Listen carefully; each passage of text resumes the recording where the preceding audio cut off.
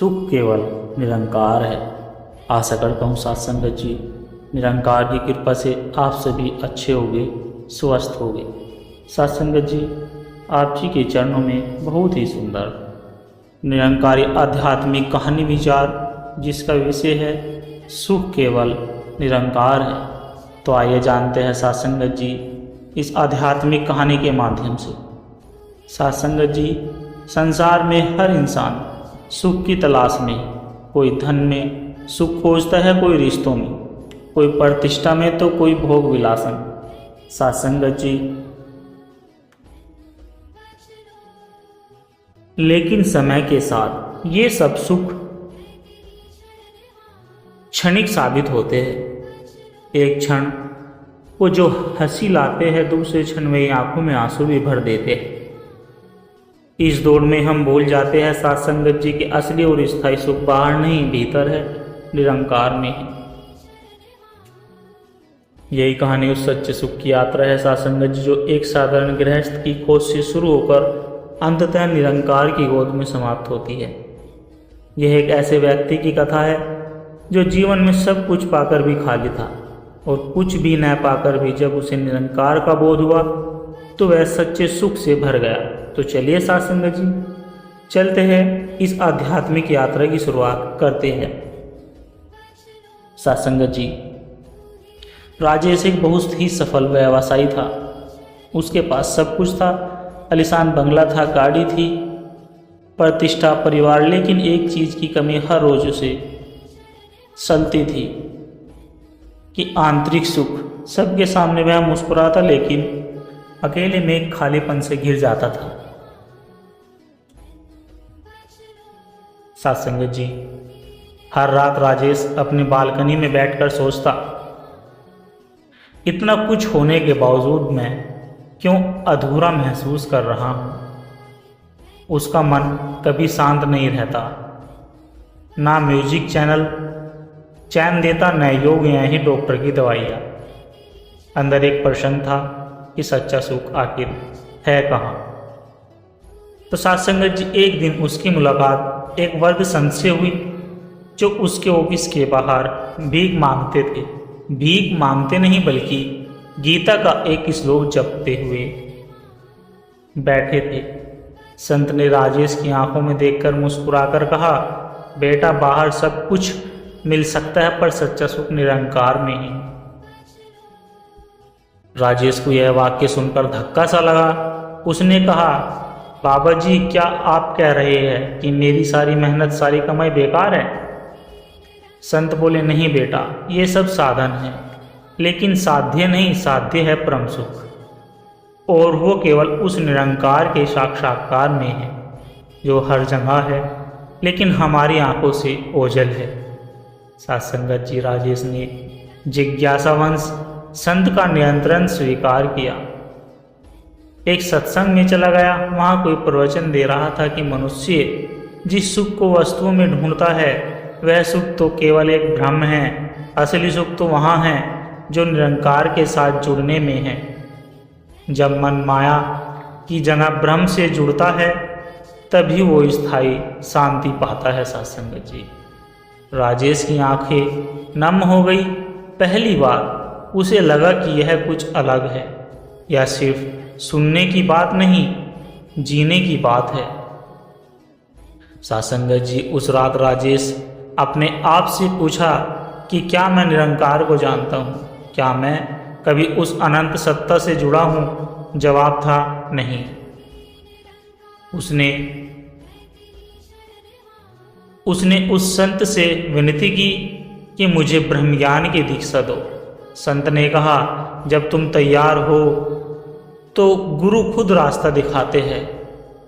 उसे एक सत्संग कार्यक्रम में ले जाया गया जहां संत ने उसे ब्रह्म ज्ञान दिया, उस परमात्मा का अनुभव करवाया। साथ संगत जी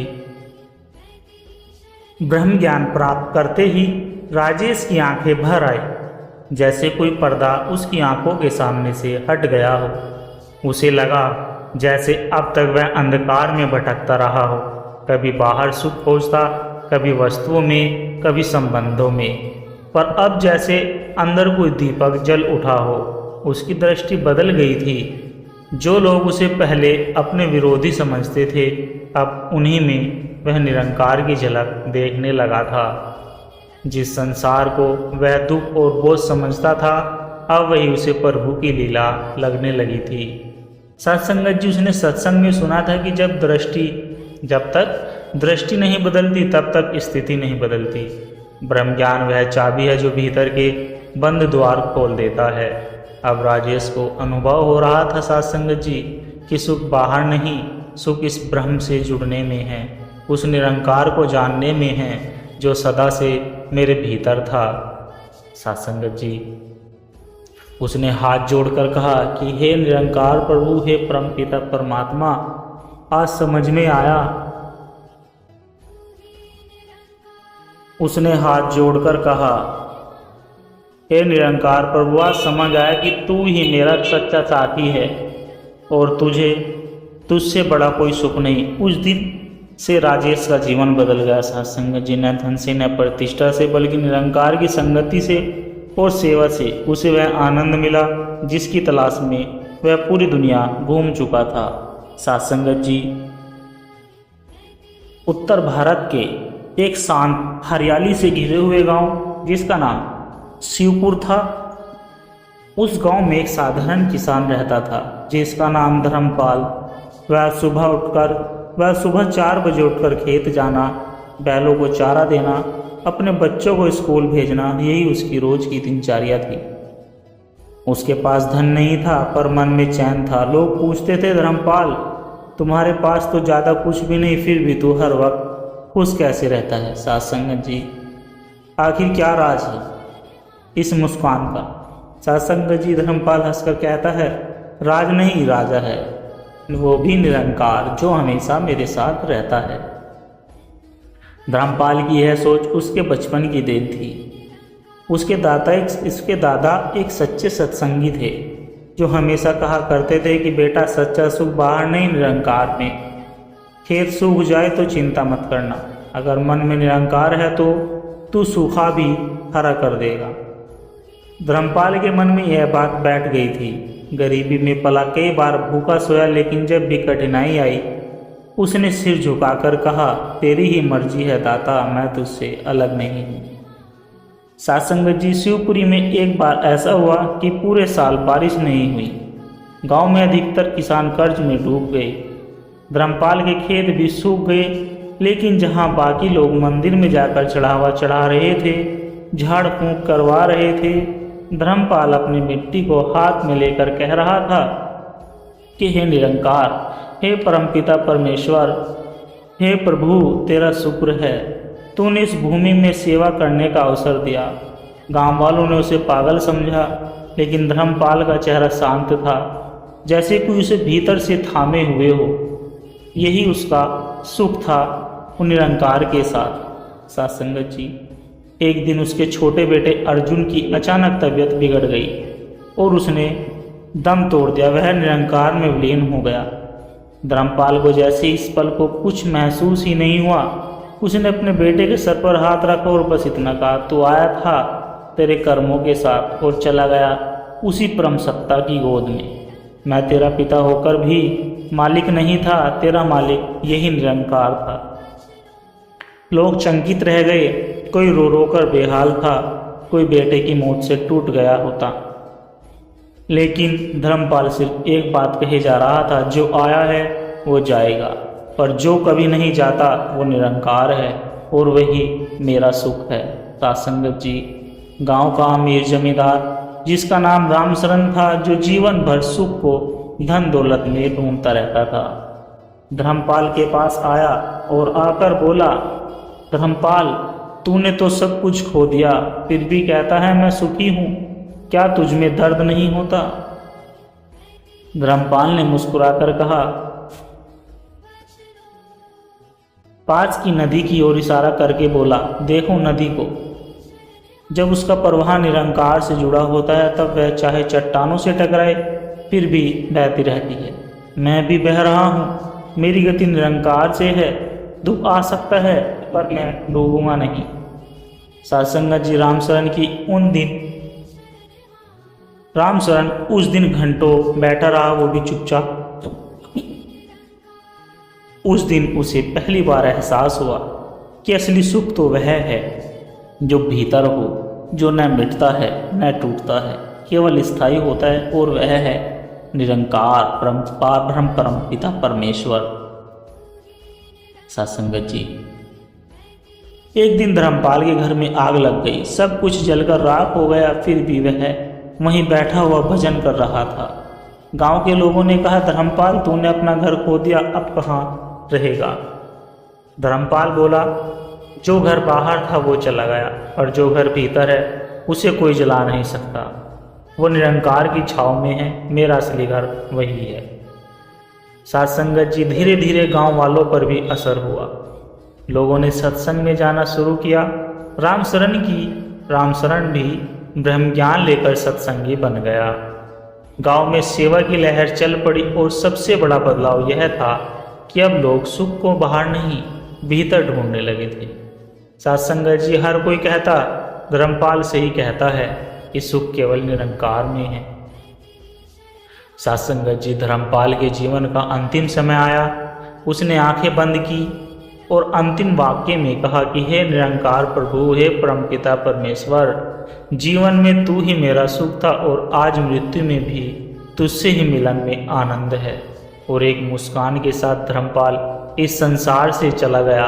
वह निरंकार में विलीन हो गया, उस सच्चे सुख की ओर जहाँ कोई पीड़ा नहीं, कोई छलावा नहीं, केवल निरंकार का सत्य है।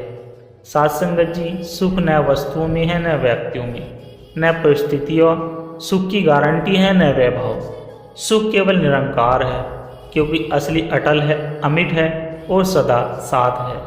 सत्संगत जी, उत्तर भारत के एक छोटे से कस्बे ब्रह्मपुर में एक वर्द सज्जन रहता था, जिसका नाम ज्ञानदास था। वह साधारण कपड़े, टूटी सी झोंपड़ी, सूखी रोटियां, पर चेहरा ऐसा शांत और चमकता हुआ जैसे हर क्षण प्रभु के दर्शन हो रहे हो। सत्संगत जी, कोई पूछे कि बाबा आप इतने प्रसन्न कैसे रहते हैं, तो वे हंसते हुए जवाब देते थे कि सुख न वस्तुओं में है न संबंधों में, सुख तो बस उस निरंकार में है जो कभी बदलता नहीं। सत्संगत जी, ज्ञानदास कभी एक रईस व्यापारी हुआ करते थे। बड़े बंगले, नौकर चाकर, 4 देशों में व्यापार, पर एक हादसे ने सब कुछ छीन लिया। व्यापार डूब गया, बेटा विदेश में पिछड़ गया, पत्नी एक बीमारी में चल बसी। एक रात ज्ञानदास ने छत पर बैठकर आकाश की ओर देखा और कहा कि हे प्रभु, अब क्या बचा मेरे पास, सब चला गया, मैं अब क्यों जीऊं।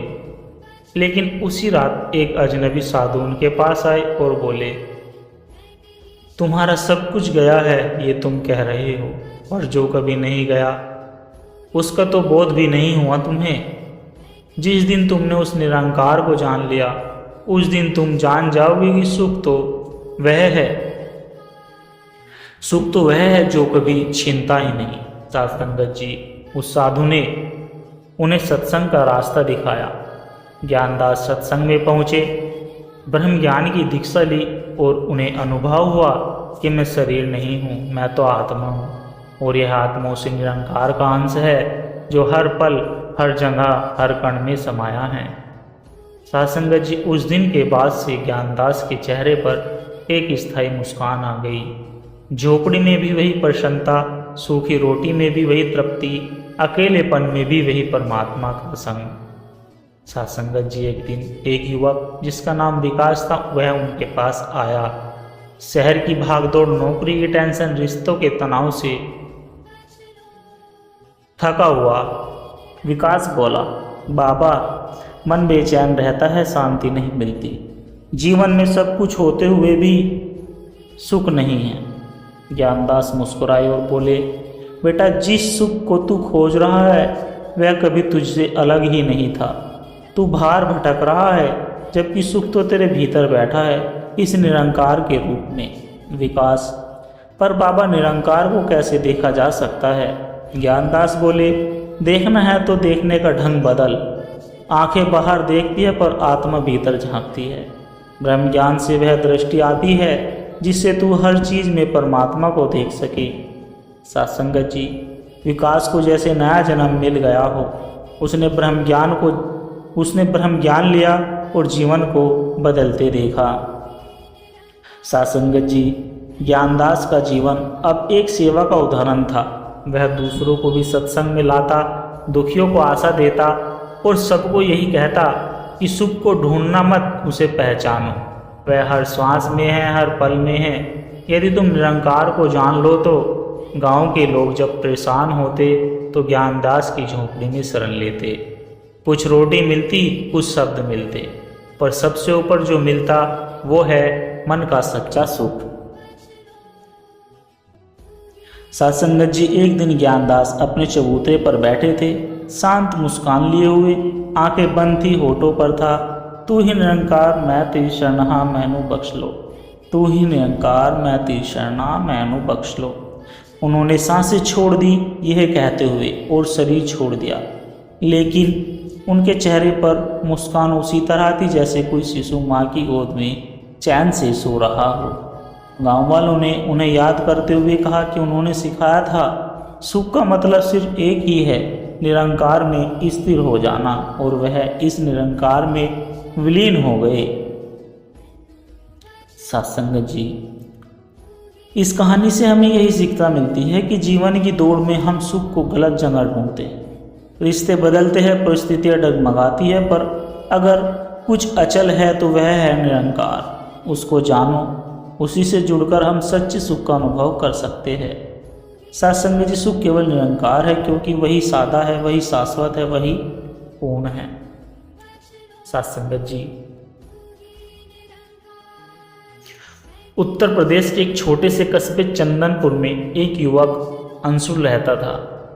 पढ़ाई में तेज, पर स्वभाव से बेहद चिड़चिड़ा, छोटी छोटी बातों में क्रोध करना, किसी की मदद न करना और खुद को ही सब कुछ समझना, यही उसका स्वभाव बन चुका था। सत्संगत जी, उसके माता पिता उसे समझाते कि बेटा, जीवन में जो कुछ भी है सब ईश्वर का दिया है, खुद पर इतना अभिमान मत कर। पर अंशुल कहता कि ईश्वर ने क्या दिया है, सब मैंने खुद कमाया है।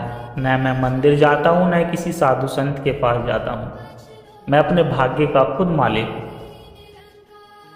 सत्संगत जी, एक दिन अंशुल अपनी मोटर बाइक से ऑफिस जा रहा था और रास्ते में एक ट्रक से उसकी टक्कर हो जाती है। सिर पर गहरी चोट आई। अस्पताल में होश आने पर डॉक्टरों ने कहा, तुम्हारा शरीर तो अब धीरे धीरे पैरालिसिस की ओर बढ़ रहा है, 1 साल तक बिस्तर पर रहना पड़ेगा। अंशुल बौखला गया। दुनिया जिसने सर पर बैठाया अब उसे देखने भी नहीं आ रही थी। दोस्तों ने कॉल करना बंद कर दिया, ऑफिस में छुट्टी हो गई। अब वह बिस्तर पर पड़ा रहता। वह युवक हर रात छत की ओर देखकर सवाल करता रहता कि कोई है क्या जो मेरे पास है, कोई है जो मेरी सुन रहा है। सत्संगत जी, एक दिन अस्पताल में एक बुजुर्ग सज्जन आए, सफ़ेद कुर्ता, सरल मुख और बड़ी मुस्कान के साथ। उन्होंने अंशुल को देखकर कहा, बेटा तू टूट गया है क्योंकि तूने यह मान लिया था कि तू ही सब कुछ है। अब जब शरीर साथ नहीं दे रहा है तो तूने जीवन से विश्वास भी हटा लिया है, लेकिन एक है जो सदा तेरे साथ है और हमेशा तेरे साथ ही रहेगा। अंशुल बोला, कौन है वो? बुजुर्ग बोले, वो है निरंकार परमात्मा, पर तूने उसे कभी देखा नहीं और न ही कभी जाना और ना ही कभी जानने की कोशिश की। अंशुल के भीतर अब पहली बार एक इच्छा सी जागी, अगर वह निरंकार सचमुच है तो क्या मैं उसे जुड़ सकता हूँ? बुजुर्ग ने उसे एक सत्संग सभा में चलने का निमंत्रण दिया और कहा, बिल्कुल जुड़ सकते हो। वह बुजुर्ग उसे व्हील चेयर पर वहीं ले गया। वहाँ एक संत अपने प्रवचन में कह रहे थे कि हम संसार में हर चीज को पकड़ने की कोशिश करते हैं, रिश्ते, पैसे, शरीर, लेकिन यह सब एक दिन छूट जाएगा। सात्संग जी, अगर कुछ नहीं छूटता तो वह परमात्मा, ये पार ब्रह्म, उस निरंकार को जब जान लेते हैं तब समझते हैं कि हम कभी अकेले थे ही नहीं। सात्संग जी, अंशुम ने ब्रह्म ज्ञान लिया उस दिन जब उसने आंखें बंद की और गुरु ने उसे निरंकार का बोध कराया, इस पार ब्रह्म के रूबरू कराया। उसकी आंखों से आंसू बहने लगे। उसने कहा कि मैं अब तक जिन चीज़ों को सुख समझता था वो तो माया का खेल है, आज असली का साथ मिला है। अब उसकी सोच बदल गई। शरीर कमजोर था पर मन मजबूत हो गया था। वह दूसरों को प्रेरणा देता था। व्हील चेयर पर होते हुए भी सेवा करता, भजन गाता, सत्संग करवाता। सत्संग जी, 6 महीने बाद जब वह चलने लगा तो पहले मंदिर गया, सिर झुकाकर बस इतना कहा कि हे निरंकार, तू था, तू है और तू ही रहेगा। जब मैं मुझे नहीं जानता था तब भी तू मेरे साथ था। मैं तो तुझसे दूर था पर तू कभी मुझसे दूर नहीं हुआ, मेरे पालिक। सत्संग जी, हर जीवन में सुख, शक्ति और साथ को बाहर ढूंढते हैं, पर जो हमेशा हमारे साथ है वो तो अंदर है, परमात्मा, निरंकार, पार ब्रह्म। जिस दिन हम उसे जान लेते हैं उस दिन जीवन का डर, सुख और अकेलापन सब समाप्त हो जाता है और वही होता है सच्चा आध्यात्मिक जीवन। सत्संग जी, राजेश मेहता एक प्रसिद्ध बिजनेसमैन था। उसके पास बड़ी गाड़ी थी, बंगला था, सोने चांदी की चीज़ें थी, लेकिन फिर भी रातों को नींद नहीं आती थी। बीमारियां भी थी, हाई बीपी, डिप्रेशन, चिंता, लेकिन इलाज के बाद भी चैन नहीं था। एक दिन उसने अपने मन से पूछा, मैंने क्या नहीं पाया, फिर भी ये बेचैनी क्यों है? पत्नी, बच्चे, नौकर सब उसे खुश रखते थे पर उसका मन अंदर से खोखला था। एक दिन एक छोटे से गांव में जाते समय राजेश की गाड़ी खराब हो गई। वहां से इंतजार करते करते शाम हो गई। पास ही एक छोटा सा सत्संग चल रहा था। राजेश शौक से नहीं, मजबूरी में वहां चला गया, पर वहां बैठे संत के शब्दों ने उसे हिला दिया। संत अपने प्रवचन में कह रहे थे कि जब तक मन परमात्मा से जुड़ता नहीं तब तक सुख के सारे प्रयास व्यर्थ है। असली सुख वो है जो खोता नहीं, बदलता नहीं, और वह है केवल ब्रह्म में स्थिर होना। सत्संग जी, राजेश जैसे शब्दों में खो गया था। उस रात वह सो नहीं पाया, पर आज बेचैनी नहीं बल्कि जिज्ञासा थी। अगले दिन वही संत उसी ब्रह्म ज्ञान की दीक्षा को देने तैयार हो गए। जैसे ही राजेश ने ध्यान किया और निरंकार को भीतर बाहर महसूस किया, उसकी आंखों में आंसू बहने लगे। सत्संग जी, ब्रह्म ज्ञान प्राप्त करते ही राजेश की आंखें भर आई, जैसे कोई उसकी आंखों से पर्दा हट गया हो। उसे लगा जैसे अब तक वह अंधेरे में भटक रहा था और अब सूरज उग गया हो। हर चीज में उसे परमात्मा दिखने लगा। पत्नी के प्रेम में, बच्चों की मासूमियत में और दुखों में भी दाता की कृपा थी। अब राजेश का जीवन बदल गया था। उसने सेवा को अपना धर्म बना लिया। अमीर होने के बावजूद झुककर सत्संग में झाड़ू लगाता, लंगर में बर्तन धोता। लोग पूछते, राजेश जी, आप इतने ऊंचे पद पर होते हुए भी इतना सहज कैसे हो गए हो? राजेश मुस्कुराकर बस यही कहता कि जिसे मैंने पाया उसी में सब कुछ पाया। अब कोई पाने को बाकी नहीं बचा। सत्संग जी, अब वो हर सुबह ध्यान करता, फिर सत्संग में जाता और फिर अपने व्यापार को सेवा भाव से चलाता। जहाँ पहले मुनाफा देखकर फैसला करता था, अब मानवता देखकर फैसला करने लगा। एक दिन एक युवक जिसका नाम विक्रम था, जो डिप्रेशन में था, वह राजेश के पास आया।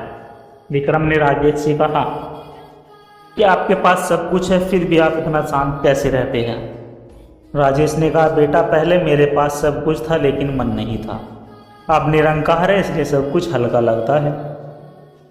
असली सुख भीतर है और वही तब तक आता है जब ब्रह्म ज्ञान से परमात्मा को जान लो। सत्संग जी, राजेश अब वर्द हो गया था। उसे एक बार मन से सत्संग में कहा कि मैंने दुनिया के हर कोने से सुख को खींचने की कोशिश की, पर वो रेत की तरह फिसलता गया।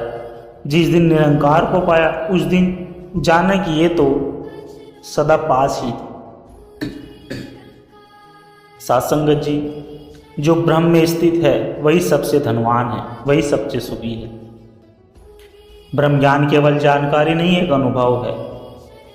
और जब एक बार यह अनुभव हो जाता है तो जीवन का हर पल, हर स्थिति एक उत्सव बन जाती है। सात्संगत जी, राजेश की तरह हम सबको भी यही खोज करनी है। जिसे पाया उसी में सब कुछ पाया, क्योंकि सुख, शांति और सच्चाई ये तीनों जब एक साथ मिलते हैं तो उसका नाम है निरंकार। सात्संगत जी दास के द्वारा कहे गए प्रेरणादायक कहानी विचार यदि आप जी को अच्छी लगी हो तो वीडियो को लाइक करें, शेयर करें, कमेंट बॉक्स में धन निरंकार जी जरूर लिखें और दास के चैनल को भी सब्सक्राइब जरूर कर दें और दास को आशीर्वाद दे हर रोज आप जी के चरणों में ऐसी ही सुंदर सुंदर प्रेरणादायक कहानी विचार लेकर आता रहूं। सात्संगत जी प्यार से कहना, धन निरंकार जी।